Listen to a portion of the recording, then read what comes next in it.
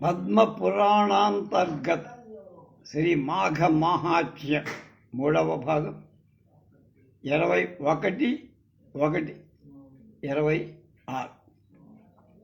అందరినీ స్నానాలు చేసి రమ్మని పంపించారు. తర్వాత ఏం జరిగింది?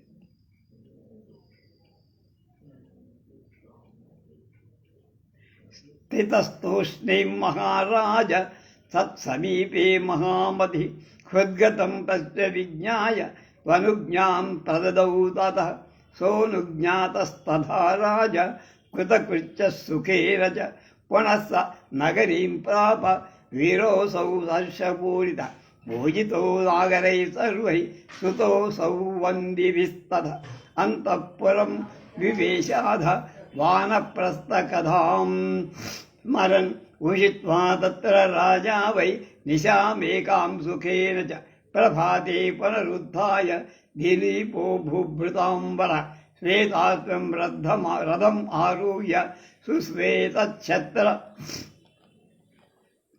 చామల సాలంకార సువాసాశ్చ సుపుష్పో మంత్రిభిः సహ జయశబ్దాన్ పురస్పృణ్వన్ స్తుతో మాగధ వందిభిः వసిష్ఠస్యాశ్రమం యాతో ఋషివాక్యమనుస్మరన్ నత్వా బ్రహ్మర్షి మనఘం వినయాచారపూర్వకం దత్తాసనో గృహీతార్ఘ్య ఆసేర్భే కృతమంగళ సానందం మునివాపృష్టః కుశలం భూపతిస్తథ అధో ఇచ్చబ్రవీద్రాజ హర్షయన్మునిపుంగవ శోధవైకానసేనోక్తం పృష్టవాన్ మధురాకృతి దిలీప భగవన్ తత్ప్రసాదేన సుతో విస్తరతో మయా ఆచారో దండనీతిశ్చ రాజధర్మాశ్చ ఏ పరే వర్ణాశ్రమ విభాగానం ఆశ్రమాణాంచ యా క్రియాః దానాని తద్విధానాని యజ్ఞాస్తద్విధయస్తదా వ్రతాని తత్ప్రతిష్ఠా చ విష్ణోరారాధనం పద అధునా శ్రోతుమిచ్ఛామి మాఘస్నానస్య యత్ఫలం విధేయం యద్విధానేవ తన్మే బ్రహ్మమునే వద వసిష్ఠః సమ్యగుక్తం వరం జ్ఞేయం లోకద్వయహితావహం నిర్మలీకరణం తేన మునినా వనవాసినా కర్దుర్భుక్ కామినం దేవి ప్రత్యాసత్తి మఖండితం కామయంతే మృగార్కేతు స్నాతుం శ్రోతతి సర్వదా వినా వగ్నం వినా యజ్ఞం వినా మిష్టాపూర్తం వినా దియే వాంఛంతి స్వస్తి దే స్వాత్తు ప్రాతర్మాఘే బహిర్జనే గోభూ తిలక హిరణ్యాని స్వర్ణధేను శతాని ఏ అదధ్యేచ్ఛత్నైవై స్వర్గం ते माघे स्नान्तु सर्वदा ते रात्रे सुव्रतैः कृच्छैः पराकैश्च निजां समम् अशोकयस्वेच्छन्ति ये सर्गं ते माघे स्नान्तु सर्वदा नीरान्ने चैत्रवैशाखे तवे पूजा च कार्तिके जपहोमाौ तथा दानं माघमासे नृपोत्तम सानुबन्ध सपर्याप्तौ धराधीरो भवेद्ध्रुवम्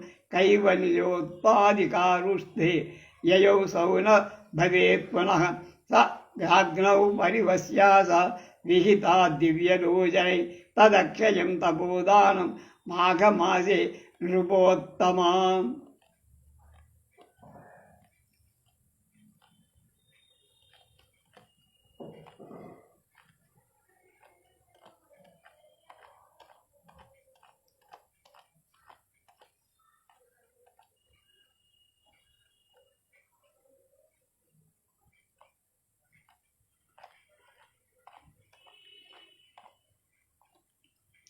దిలీపుడు సమయోచిత కృత్యాలన్నీ నడిపివాడు. వృద్ధ హారీతుడి అనుజ్ఞ నడిపినవాడై అత్యంత సంతోషంతో నెమ్మదిగా తన పట్టణానికి పోయి ప్రజలందరూ పూజింపగా స్తుతి పాఠాలు బిరుదులు ఉగ్గడిస్తూ పగడగా అంతఃపురం వెళ్ళి ఆ రాత్రి సుఖంగా గడిపి మర్నాడు తెల్లవారుజామున వానప్రస్థుడైన ఆ ఋషి చెప్పిన మాటలు తలచుకొని మంచి బట్టలు కట్టుకొని మళ్ళీ శరీరానికి ఆభరణాలు అన్నీ పెట్టుకొని మంచి వాసన గల గంధాలు పూసుకొని పువ్వులు దాల్చి తెల్ల గొడుగు వింజామరలు మొదలైన వాటితో తెల్ల గుర్రాలు కట్టిన తన సారథిని తీసుకొచ్చిన రథం ఎక్కి మంత్రుడు మొదలైన వాడు తగిన వేషాలతో తమ తమ వాహనాలు ఎక్కి ఉభయ పార్శ్వాలలో కొలిచి రాగా ముందర జయ శబ్దాలతో వంశావళి చదివేవాడు స్తుతి పాఠాలు చెబుతూ నడువగా పట్టణం నుండి బయలుదేరి వశిష్ఠ మహాముని ఆశ్రమానికి వెళ్ళి పాపరహితుడు బ్రహ్మర్షి అయిన మునీశ్వరుడికి ముక్తి వినయంతో ఆయన ఇచ్చే దీవెన వల్ల సత్కారం పొంది ఆయన అనుమతి వల్ల తన పీఠంలో కూర్చొని ఆ కులగురుడు కుశలం అడిగి వైఖానస మహర్షి ఆనతిచ్చిన విధంగా దాని గురించి ఇలా ప్రశ్న అడిగారు. దిలీపుడు అడుగుతున్నాడు, షడ్గుణ వైశ్వర్య సంపత్తి గలవో గురువర్య, నీ అనుగ్రహం చేత సదాచార క్రమం దండనీతి విషయాలు ఇంకా తెలియదగిన రాజధర్మాలు బ్రాహ్మణాదులైన 4 వర్ణాల వాడు బ్రహ్మచర్యాదులు అయిన వాడు ఆశ్రమాల ధర్మాలు దానాలు దానవిధులు యజ్ఞాలు యజ్ఞాలు నడిపే క్రమం వ్రతాలు వ్రత ఆచరణ విధానం విష్ణు పూజా విధానం తెలిసి కొన్నాం. ఇప్పుడు పరమ పావనమైన మాఘస్నాన ఫలం వినగోరి వచ్చాం. ఆ మాఘస్నాన విధానం దాని మహిమను ఆనదించి నన్ను కృతార్థుణ్ణి చెయ్య. వశిష్ఠ వాక్యం, రాజా, వనవాసి అయిన ఆ వైఖానసుడు చెప్పిన మాఘ మహాత్మ్యాన్ని తెలుసుకోదగింది. ఇహ పరాలకు అది మేలు చేస్తుంది. పరమ పావనమైంది. ఎవరు దేవతా స్త్రీలతోటి ఎడతెగని సంబంధాన్ని కోరుతారు వాడు ఎప్పుడు మాఘమాసంలో ప్రవాహంలో మునగ కోరుతారు. ఎవరు గార్హపత్యాగ్ని సౌతాగ్ని లేక యజ్ఞాలు చేయక అన్నవస్త్రాలు పెట్టక చెరువులు మొదలైనవి తవ్వించక పుణ్యాలు పొంద కోరుతారు వాళ్ళు మాఘమాసంలో ఊరి బయట తటాకాదులలో ప్రాతకాలంలో స్నానం చేస్తారు. ఎవరు గోదాన భూదాన తిరదాన హిరణ్య దానాలు బంగారంతో చెయ్యబడి గోదానం చెయ్యక పుణ్యలోకాలను పొందగోరుతారు. అవన్నీ చెయ్యకుండా వాళ్ళకి పుణ్యలోకాలు కావు అని కోరుకుంటారు. వాళ్ళు మాఘమాసంలో తప్పక ప్రాతస్నానం చేస్తారు. అంటే మాఘమాసంలో పొద్దున్నే స్నానం చేస్తే ఆ పైవి ఏం చెయ్యకపోయినా పర్వాలేదు. ఎవరు 3 రాత్రులు ఉపాసాలైన ఉత్తమ వ్రతాలు చేతను కృత్యాది ప్రాయశ్చిత్తాల చేత సూర్యగ్రహణాల స్నానాల చేత శరీరం కృషింప చెయ్యకుండా స్వర్గ సుఖాన్ని కోరుతారు. వాళ్ళు మాఘమాసంలో తప్పనిసరిగా మాఘ స్నానం చేస్తారు. చైత్ర వైశాఖ మాసాలలో జలాన్నాలు, జ్యేష్ఠ ఆషాఢాలు అర్చన, కార్తీక మాసంలో జపహోమాలు, మాఘమాసంలో స్నానదానాలు ఎవరు చేస్తారు వాళ్ళు తమకు సంబంధించిన వాళ్లతో కూడా తృప్తి పొంది చివరకు సర్వభూమండలానికి రాజులవు. దేని చేత తాను మళ్ళా జన్మం పొందకుండా ఉంటాడు. అలాంటి మోక్షానికి సాధనమైన బుద్ధి కూడా కలుగుతుంది. అలాంటి బుద్ధి దివ్య జ్ఞానాన్ని అగ్ని పూజ కూడా కలుగు.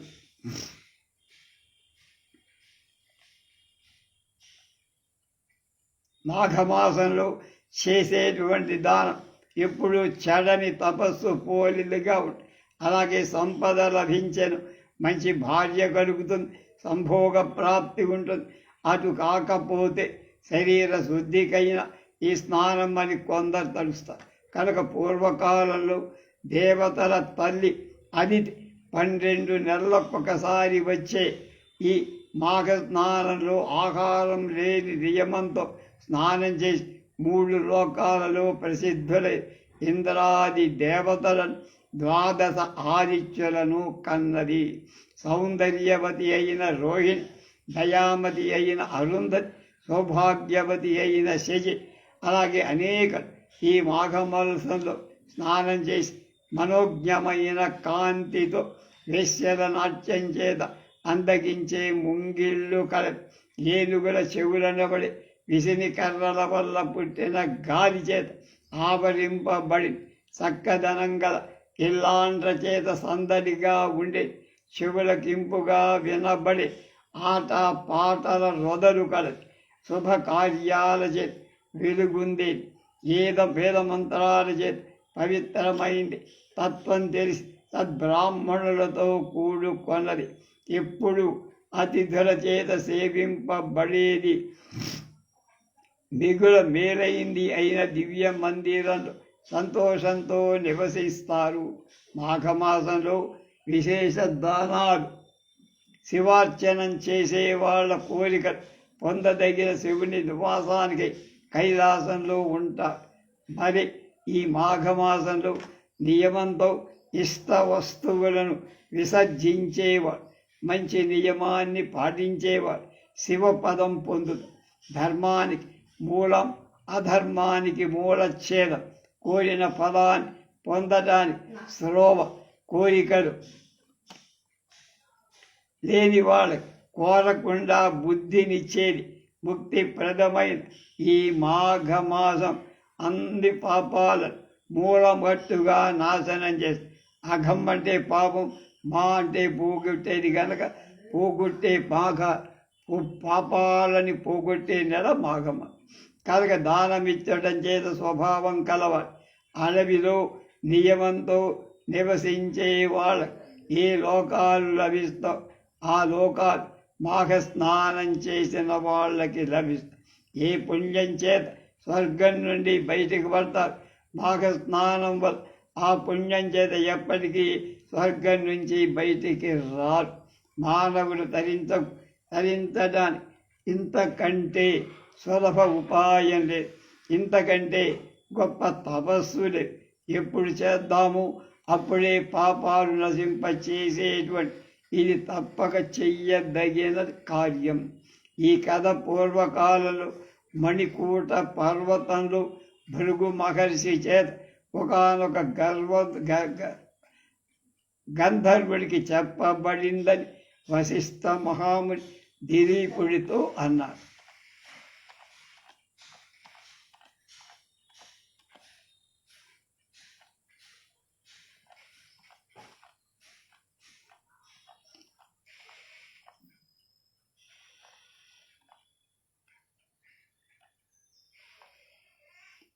గదుభుక్కామిమం వేతైవ ప్రత్యాపత్తిమఖండితం కామయస్తే మృగార్కేతే స్నానం. ఇదంతా చెప్పేసాం కనుక శ్లోకం చెప్పు.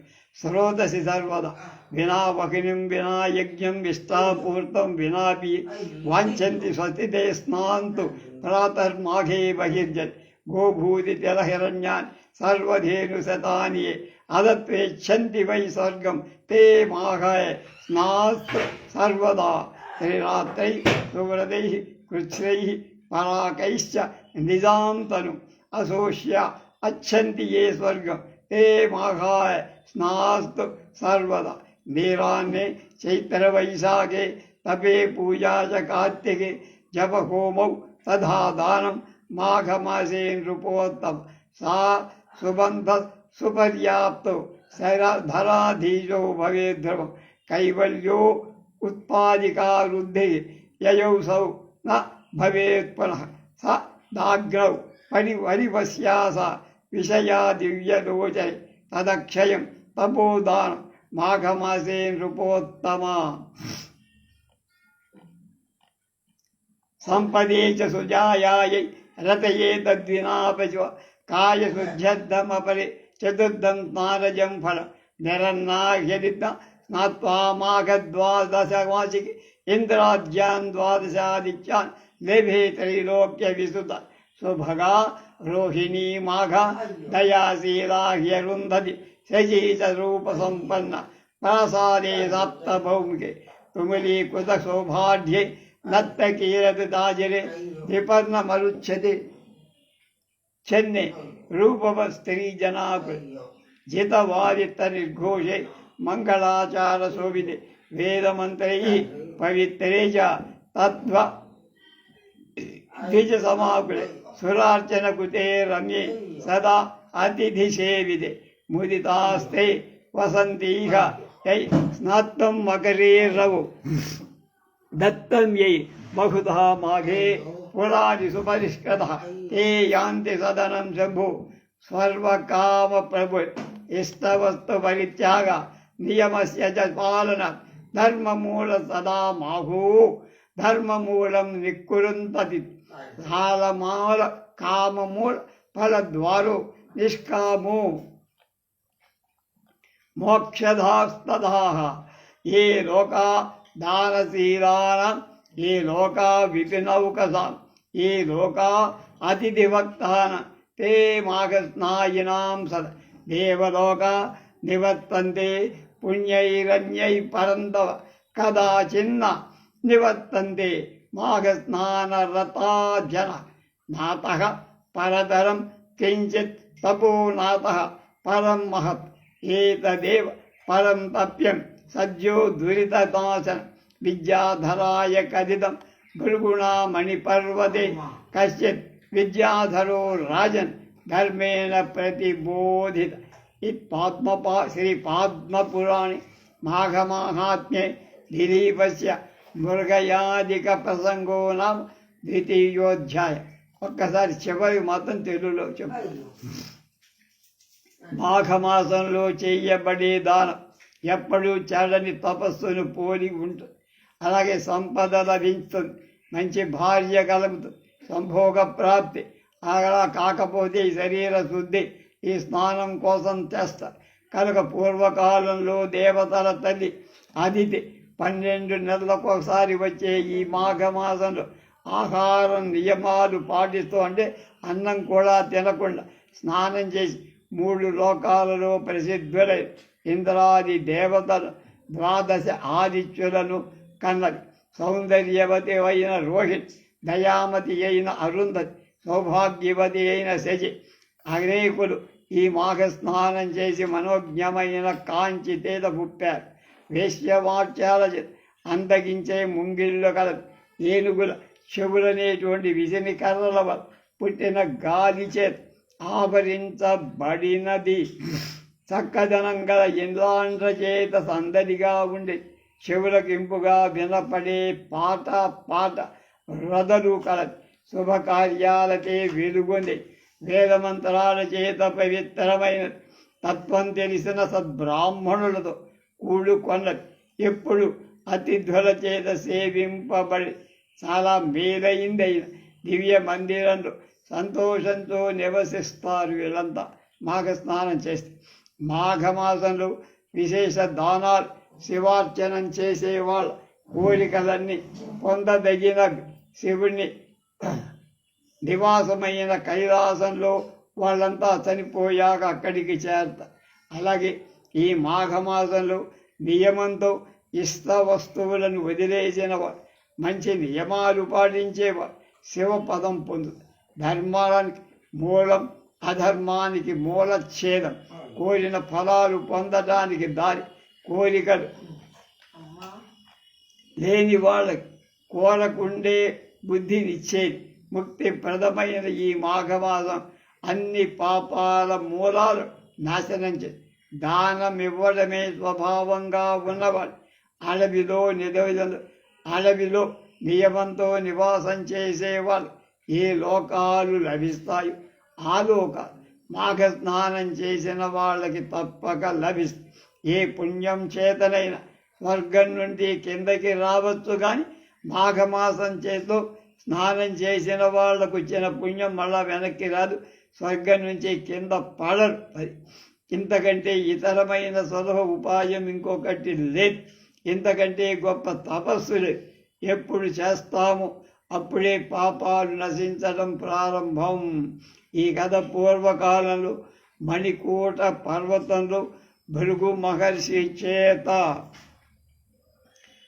ఒక గంధర్వుడికి చెప్పబడి అని వశిష్ఠ మహాముని దిలీప మహర్షి మహారాజుతో చెప్పాడు. ఇది 2వ సర్గ అయిపోయింది. 10వ అధ్యాయం 3వ అధ్యాయం. దిలీప బ్రహ్మన్ కదా భృగువిప్రో నిజగాదమహీధరై తస్మై ధర్మోపదేశంతం కథ్యతాం మే కుతూహలాత్ వశిష్ఠ ద్వాదశాబ్దం పురా రాజన్న పవర్షువలః వలాహక తేనోద్విగ్నాః ప్రజా సర్వా హిమవత్సహ్యయో నృపః స్వాహా స్వధా వషట్కార వేదాధ్యాయనవజ్జితి సోపప్లువే తదా లుప్త సర్వధర్మే చ నిష్క్రభి ఫలమూలాన్నపానీయ శూన్యే వై భూతలే తదా వింధ్యపాదే తరుచ్ఛన్నే రమ్యే రేవా తటాశ్రమాత్ సహైశిష్యై వినిశ్యమ్ర హిమాద్రిం సంగతో భృగు తత్ర తిష్టతి కైలాసగిరేః పశ్చిమోతో గిరః మణికూట ఇది ఖ్యాతో హేమరత్నశిరోచ్చయ అదోర్ధ్వస్పతి శ్వేతో అరతేతో మధ్యే నీలశిలో గిరిః భూతిభిః స్వస్పృభో నీలకంఠ ఇవాబభౌ ఇంద్రనీలశిలార్జస్తు హేమారేఖాంతరాంతరః పుర విద్యుల్లతః కృష్ణజీమూత ఇవరాట్ రాజతే మూర్ధే నీలశిలశైల శోధ కాంచనమేకల నారాయణ ఇవాభాది ధృత పీతాంబరస్తదా ఆమేఖలం సునీలాభు మధ్యే మధ్యే నిశితోత్పల సతారకమివ వ్యోమ రాజతే స్మ మహీధర లబ్ధాత్మన సుహృద్దీప్త దీప్తి దివ్యౌషధీరః. మిగతా విషయాలు రేపు.